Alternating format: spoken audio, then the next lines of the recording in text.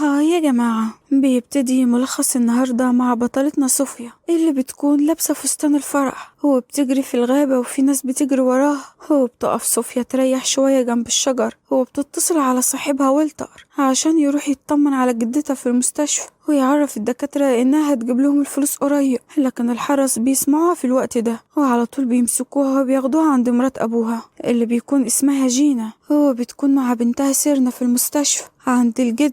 وأول ما بتشوف صوفيا بتنزل فيها ضرب بالأقلام عشان هربت وعايزة تفضحه. هو بتعرفها إن واحدة منهم لازم تتجوز ليام الوحش عشان يقدروا يسدوا ديون أبوها، وهي مش ناوية تضحي ببنتها لواحد زيه اتجوز 3 قبل كده ولا واحدة منهم عمرت معاه. هو كمان محدش يعرف هما راحوا فين بعد كده، والسبب إنه قاسي. هو معروف إنه جبروت، هو وحش ما بيرحمش حد وكل اللي حواليه بيخافوا وبيترعبوا منه. وطبعا صوفيا هتكون الضحية رقم 4. ولما بترفض بتهددها مرات أبوها إنها تفصل جدتها عن أجهزة التنفس. هو بتقعد تضحك زي المجنونة، فبتضطر صوفيا إنها توافق على طلبهم مقابل إنهم يعالجوا جدتها. هو بتودعها قبل ما تمشي. وعندي ليام بقى الوحش اللي بيقول عليه اللي بيكون حاطط على وشه قناع، وده بسبب التشوه اللي في وشه. هو بيعرفه مساعده إن فرحه هيكون النهاردة. هو بيسأله لو العروسة وصلت، ولما بيلاقيها اتأخرت بيقرر إنه يروح يجيبها بنفسه. فبيلبس قناعه وبيروح لها، وهي يعني بتفكره ابن ناس ولسه هتتفاهم معاه وتقوله ممكن نتكلم،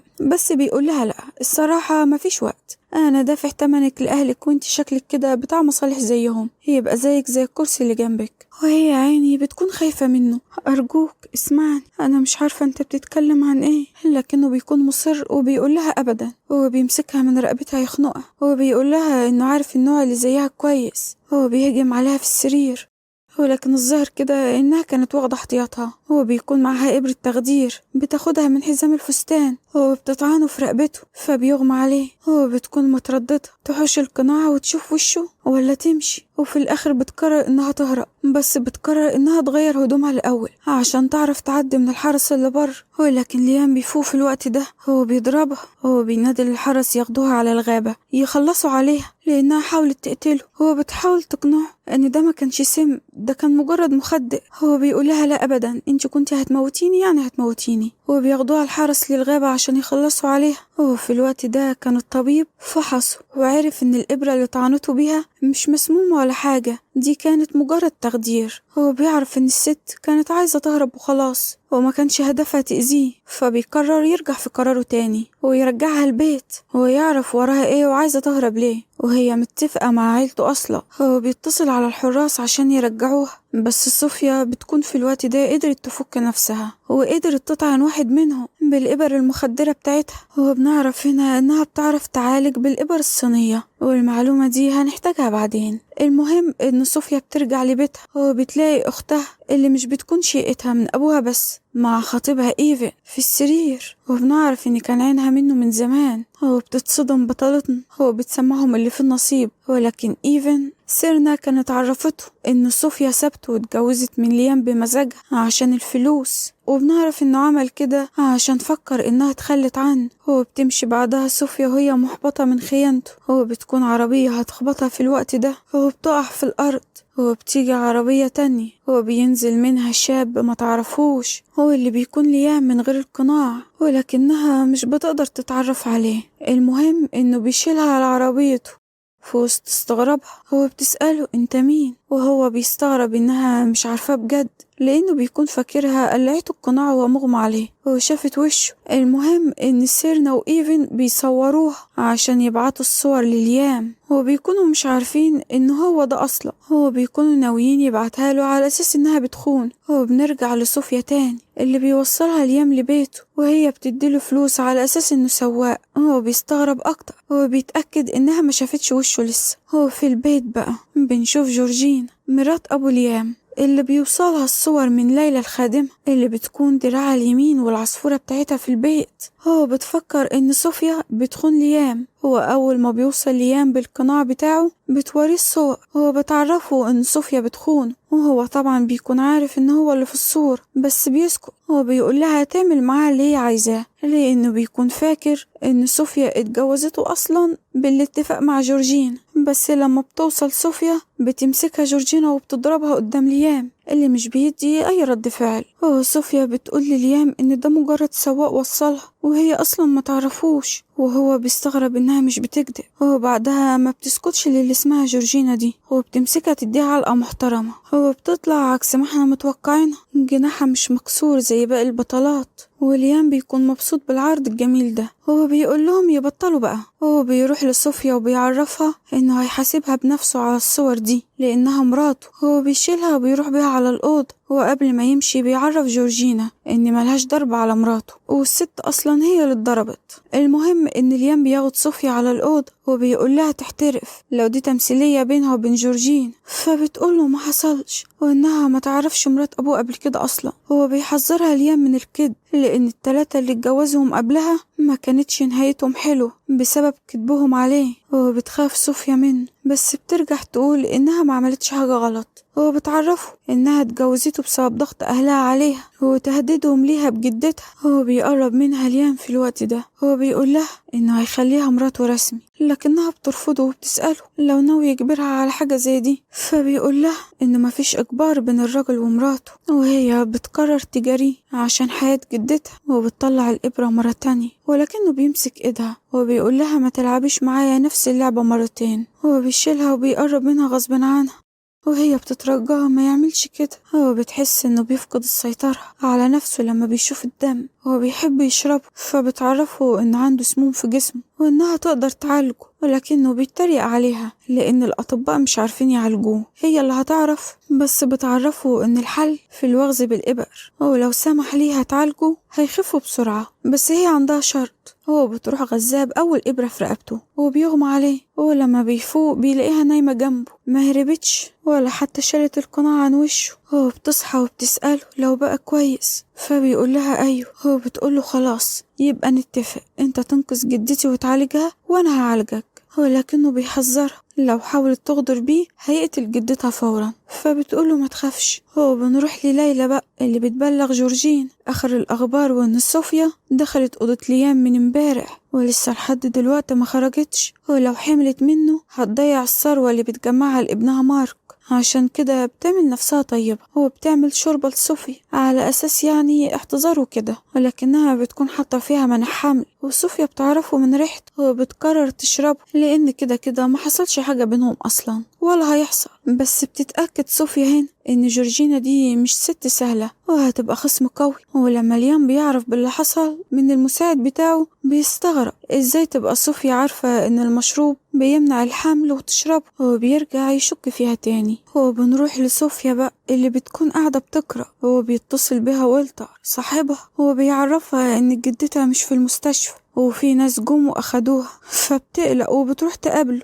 وأول ما بتشوفه بتسأله لو رجالة ليام اللي أخدوها، فبيقول لها معرفش، بس هي سابت لها رسالة. بيديها الرسالة اللي بتقرأها وبتعرف إنها بتطمنها عليها. بيوصل ليام عندهم وبيتهمها إنها بتخونه، لكنها بتعرفه إن والتر صاحبها وبس. بتسأله عن جدتها، فبيقول لها إنه ما يعرفش مكانها، وهي يا عيني من الخضة بيغمى عليها. فبيشيلها ليام وبيرجع بيها البيت، ولكنها بتفوق وبتسأله عن الجد وهو بيعرفها إنه ما يعرفش مكانها. فبتتهم إنه خباها عشان يساومها عليها، بس بيقول لها إنه مش واطي قوي كده، والأحسن تاخد بالها من الطريقة اللي بتتكلم بيها معاه، وهو هيكون عند كلمته وهيعرف لها جدتها راحت فين. بيجي بعدها أبوها بيقابلها وبيعرفها إن جدتها معاه، وبيهددها لو معرفتهوش آخر صفقة لليام وسربت له كل المعلومات اللي تخص الصفقة هيخلص على جدتها. وصوفيا بتخاف على جدتها وبتروح تدور في ملفات ليام فعلا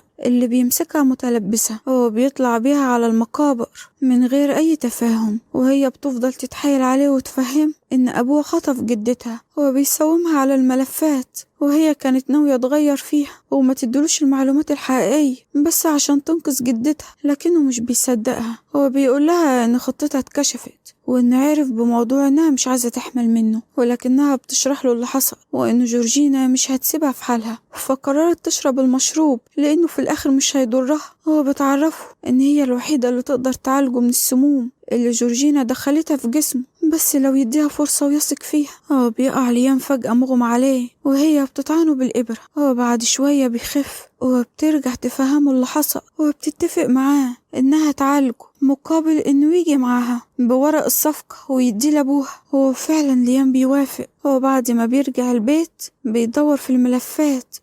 هو بيعرف إن المفروض كانت سيرنا هي اللي تبقى عروسته، بس الأهل غيروها. هو ده بسبب تشوه وشه. هو بكده اتضحك عليه. وتاني يوم بقى بيروح مع صوفيا البيت أهلها. هو بيعرف الأب إنه هيسلمه ورق الصفقة مقابل حياة الجد، والأب الطماع بيوافق. وسيرنا بتحاول تقرب منه لكنه بيزقها وبيقولها تتلم. المهم إنه بيمشي بعدها. هو بيسيب صوفيا معاه واللي بتسلم الورق للأب، وهو بيقول لسيرنا تسلمها مكان الجدة، بس بتديها تليفون عليه فيديو للجدة وبس. وبتخرج صوفيا من البيت وهي بتعيط، بس بتتفاجئ ان ليام مستنيها وبتعرفه اللي حصل وانها عملت زي ما امرها، ولسه مكان جدتها مجهول، ولكنه بيطمنها انه هيعرف مكانها قريب. وبتحس صوفيا انه بقى حنين معاها. هو مش فاهمة السبب. وسيرنا بتكون متغاظة من سعادة صوفيا مع ليام اللي ظاهرة قدامها، وبتتفق مع إيفن إنهم لازم ينتقموا منها. وبنشوف بعدها ولتر اللي بيقابل صوفيا وهو بيطلب منها تبعد عن ليام لأنه خطر، بس اللي بيطلب العفريت بيحضره. هو بيلاقي ليام في وشه. هو بيتخانق معاه لأنه مسك إيد مراته.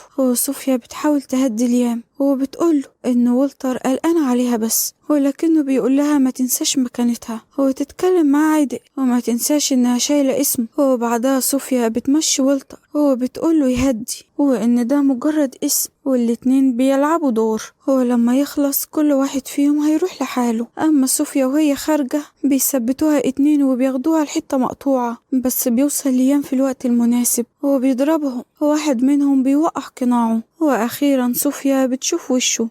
هو بتعرف إنه مش مشوه زي ما كل الناس بتقول عليه، ولكن مارك ابن جورجينا كان رجع. هو صور اللي حصل بس شاف وش ليام إنه سليم ومفوش حاجة. هو بيدخل بعدها ليام البيت وهو شايل صوفيا. هو طبعا جورجينا بتكون هتموت من الغيظ بس بتخبي ده. هو بتحاول تعصب ليام ويتكلموا عن ميعاد فحص وشه عشان العروسة الجديدة المفروض تشوف وش جوزها. هو فعلا بتقدر تعصبه وبتبدأ النوبة تجيله، فبتاخده صوفيا على الأوضة وبتعالجه بالإبر. هو بتقوله لما يحس بالتعب لازم يقولها، بس ليام بيكابر وبيقولها ما تعملش نفسها مهمة. هو ده كمان بيعرفها إنها ممنوعة من الخروج برا. هو بيقابل بعدها المساعد بتاعه اللي لسه ما بيكونش قدر يوصل لمكان جدة صوفيا، وده بيعصبه أكتر. أما عند جورجينا بقى بيكون مارك رجع للبيت. هو بتكون الفرحة مش سايعاها ولكنه بيعرفها اللي شافه، بس هي بتأكد إن ليام اتشوه على إيدها وهتثبت له ده في حفلة بكرة اللي هتكون عيد ميلاد الجد. وتاني يوم بقى بنشوف صوفيا بتجهز. هو بتفرج ليام على الفستان. هو بيجيله في الوقت ده المساعد بتاعه اللي بيبلغه معلومات جديدة. هو بتلاحظ صوفيا إن ليلى رايحة وراهم فبتعطلها وبتقولها تساعدها في اللبس. أما يعني المساعد بيعرف ليام إن اللي خطط لخطف صوفيا امبارح كان سيرن وإيفن، وإنهم جايين حفلة النهاردة وخايف لحسن يعملوا مشكلة. هو بعدها بيروح ليام مع صوفيا للحفل. هو بتفرح الجدة بيهم. هو بتعرف ليام إن هي اللي اختارت له صوفيا، فبيفهم إن الموضوع خطة من جدته اللي بتحب. هو بنشوف بعدها صوفيا في الحمام وسيرنا بتروح وراها عشان تعمل مشكلة، بس صوفيا بتديها قلم بيخرسها خالص. وهي خارجة بتقابل مارك اللي بيحاول يغريها بس مش بتعبره. ولما بترجع بتلاقي ليام مع إيفن وسيرن اللي بيكونوا عايزين يشربوا معاهم كاحتضار يعني، بس ليام بيكون عارف خطته. هو بيبدل المشروب بسرعة. هو بيشرب هو وصوفيا وبيمشوا بعدها. أما سيرنا وإيفن فبياخدوا المشروب اللي فيه مخدر. هو بيقعوا في شر أعمالهم.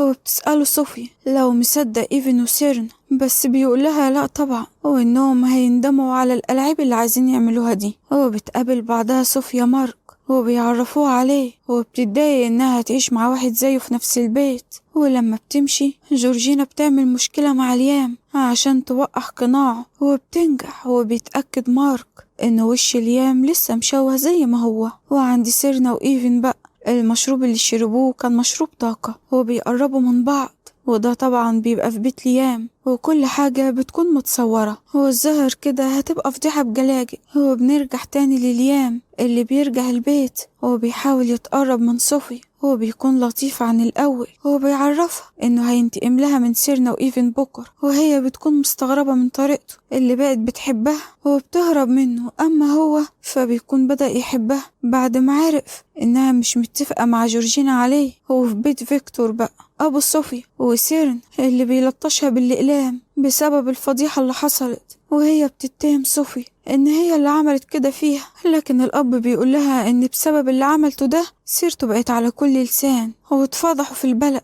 هو بنروح لليام تاني اللي بيوصل أخيرا لمكان الجدة. هو بيعرف صوفيا إنها بقت معاهم وتقدر تزورها في أي وقت، وفي الوقت ده بيجي لصوفيا اتصال من أبوها اللي بيطلب منها تيجي فورا، وما بيكونش لسه عارف إن الجدة خلاص بقت معاها. وفعلا بتروح تقابله وبيهددها عشان تصلح اللي عملته، لكنها بتهزقه وبتقوله إن من غير فلوس أمها ولا حاجة، وإن خلاص جدتها بقت معاها وما يقدرش يعمل لها حاجة، واليوم قريب هيتسبب في إفلاسه. وهنا الأب بيجيب ورا وبيترجى صوفيا تسامحه، وهي بتعيش معاه الدور وبتطلب منه يرجع مهر أمها والمجوهرات بتاعتها وتخلي ليام يسيبه في حاله. هو بيضطر هنا يرجع لها المهر بس مش بيرجع المجوهرات، وسيرنا بتتضايق لأنه كان وعدها بالمجوهرات دي وإنها تكون مهرها، بس الظاهر كده إن الأب لسه ناوي على مصيبة جديدة. بتروح بعدها صوفيا تطمن على جدتها اللي بتعرفها إن ليام شاب كويس وبلاش تسيبه، وإنه عكس ما بيظهر تماما. صحيح من بره قاسي وكل الناس بتخاف منه، بس هو من جوه طيب. وبترجع صوفيا تعمله مشروب جديد عشان يزيل السموم اللي في جسمه. هو بيكون طعمه وحش وبتجبره يشربه وبتديله بعدها حلويات علشان شرب، وهو بيبدأ يحبها فعلا وبيفرح بوجودها جنبه. وتاني يوم بيروح الشركة وبيعرف إن أخوه مارك بيحاول يكسب مجلس الإدارة لحسابه، واليوم بيحذره إنه بدأ يرجع شركته تاني وقريب هينضفها من الخون. وهنا مارك بيعرف إن أخوه عايز يرفض الناس اللي في صفه، فبيروح عشان يتكلم معاه بس بيطرده وبيقوله ما يرجعش هنا تاني لأن دي أملاك وطبعا مارك بيخاف يخسر حلفائه بسبب خوفه من ليام. هو بيروح يشتكي الأم اللي بتقوله إنها هترجع تحط لليام السموم تاني من أول وجديد. وتاني يوم بقى بتعمله شوربة فراخ وبتروح تديها له بنفسها، وصوفيا اللي بتاخدها منها لكن بتتعمد توقعها. وجورجين هنا بتتعصب عليها ولكن ليام بيقول لها إنها ما كانتش تقصد. وبعد ما بتمشي جورجينا بيسألها عن سبب اللي عملته ده، فبتعرفه إنها شمت ريحة سم في الشرب. وبنشوفهم بعدها هما بيتسوقوا عشان الجد، ولكن ليلى بتهاجم ليام بالسكينة وبتطعنه بس بيقدر يشوف وشها قبل ما تهرب. وصوفيا بتحاول تعالج جرح لحد ما يان بيوصل لهم بالدكتور، بس بيكون ماركو وجورجينا بعتوا رجالة عشان يكملوا على ليام وصوفيا، ولكنها بتقدر تحرك العربية بسرعة وبتهرب منهم. وبيوصل يان ومع الحراس والدكتور عشان يعالج ليام اللي بيقرر يتخلى عن قناعه أخيرا ويعلن للكل إنه خف. وبيرجع الشركة ولما بيشوفوا مارك بيتصدم إنه لسه عايش أصلا. وطبعا جورجينا بتضرب ليلى علقة محترم وبتقرر تسلمها للشرطة قبل ما تجرهم وراها. هو بيوصل بعدها ليام ومع صوفيا للبيت عشان يثبت إن محدش يقدر عليه. هو بيدخل الأوضة بصوفيا اللي بيشدها على رجله لكنها بتقوله يخلي باله لأن جرحه لسه مخفش. هو بتنزل تقعد جنبه. هو بيعترف لها أخيرا بحب. هو بيطلب منها تدي فرصة لأنه أعجب بيها من الأول بس فكرها تبع جورجين. ولما عرف إن جدته هي اللي نقتها له فرح وقرر يعترف لها بحب. وهي بتقوله يديها فرصة تفكر وهتشوف هتقدر تكمل معاه ولا لأ. وعند فيكتور بقى بيضرب صوفيا لأن بسببها خسر كل فلوسه وشركة ليام استولت على شركته. هو بيوصل ليام في الوقت ده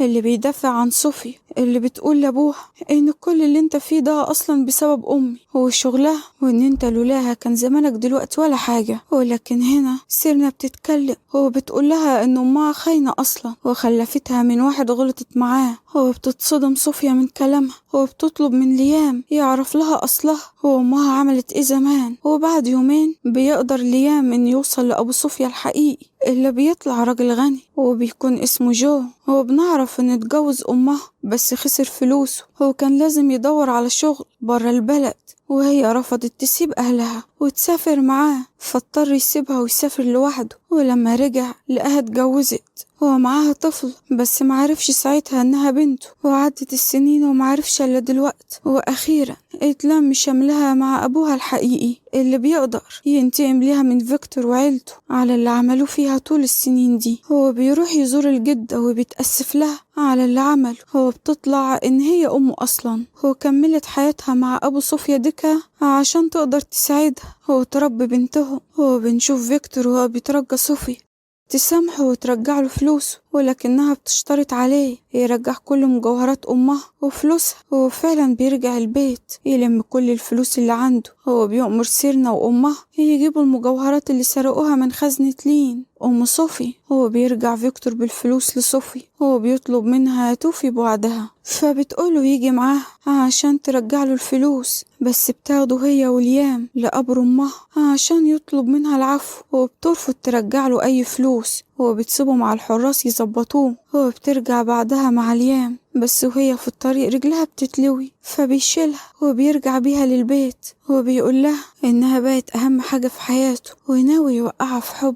هو بنعرف بعدها إن إيفن خسر كل فلوسه، ولما سيرنا طلبت مساعدته طردها لأنها السبب في كل المصايب اللي حلت عليه. عشان كده بتروح لمارك هو بيتفقوا على ليام وصوفي اللي لو خسرها ليام هيفقد كل شيء. هو بتقول لهم إنها هتعمل ده مقابل 50 مليون. هو بيوافقوا. هو بنروح بقى لصوفي اللي كانت بتتجهز عشان تقابل سيرن لوحدها، بس ليام بيرفض لأنه بيكون خايف عليها. وبتسأله لو بدأ يحبها بجد، فبيقول لها طبعا. هو بيتعمد إنه يربكها بقربه منها. هو بيصمم بعدها إنه يوصلها للمكان اللي هتروح. هو بتسأله ليه مش في الشغل، فبيقول لها إنها بقت شغله الوحيد دلوقتي. المهم إنه بيسيبها وبيرجع ياخدها بعد شوية، ولكن سيرنا كانت هتخبطه بالعربية. هو صوفيا في الوقت ده بتزقه وبتاخد الخبطة بداله. هو بيروحوا طبعا بيها للمستشفى. هو بتدخل العمليات، ولما جو بيعرف إن صوفيا ضحت بنفسها عشان ليام بيقرر إنه يبعدهم عن بعض.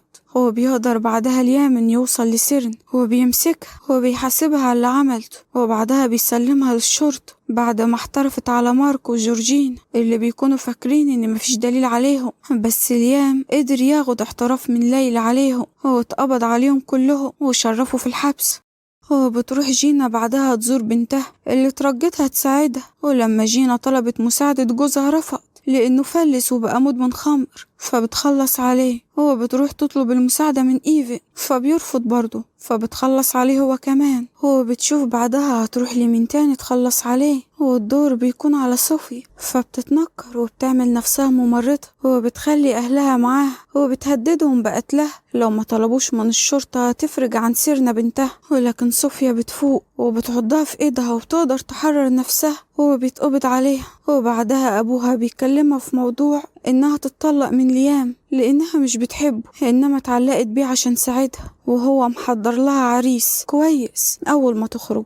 وفي السجن بقى ليلى وجورجينا بيمسكوا في بعض، وسيرنا بتكون قاعدة تسقف لهم وبتعرفهم إنه ما هتخرجها قريب من هنا، بس كلها شوية وبتشرف جنبهم. والأربعة بيكملوا ضرب في بعض وبيفضلوا يضحكوا على اللي حصل له. أما صوفيا بتخف وبتكتشف إن العريس اللي أبوها كلمها عليه يبقى والتر، فبتروح تقابله. هو بتعرفه إنها لسه ما أخدتش قرار. هو ليام بيقرر إنه يسيبها تاخد قرارها بنفسها، بس الجدة بتكون واقفة في صفه. ولما بيعرف إنها هتتجوز والتر بيروح يتكلم معاها، بس جو بيبعدها عنه وبيقوله إن ده قرارها ولازم يحترم. ولكن تاني يوم بتروح تقابل الجدة اللي بتقولها تفكر كويس، لأن ليام وقف جنبها من غير ما يعرف حتى هي بنت مين ويستحق حبها. عشان كده بتروح تقابل والتر وبتعرفه إنها مش هتكمل معاه. ولما ليام بيشوفهم بيفكرهم بيتفقوا على الجواز. هو بيروح يتخانق معاه، وفي الوقت ده الشوربة بتتكب على ايده وبتخاف صوفيا عليه. وهنا بيفهم والتر وبيتأكد إن صوفيا بتحب ليام بجد. هو بيقرر انه خلاص ينسحب. وبعدها الاتنين بيروحوا للجد وبيعرفوه انهم هيعملوا فرح من جديد. ولما الاب بيعرف بيحاول يحترق، بس الجدة بتقوله ان ليام وقف معاه عكسه، هو اللي هرب من المسؤولية، هو بكده ملوش الحق انه يتدخل بينهم. وفي الاخر ما بيكونش قدام غير انه يوافق على جوازهم من جديد. ولحد هنا يا حلوين مسلسلنا خلص. لو عجبكم الملخص ما تنسوش اللايك والاشتراك في القناة.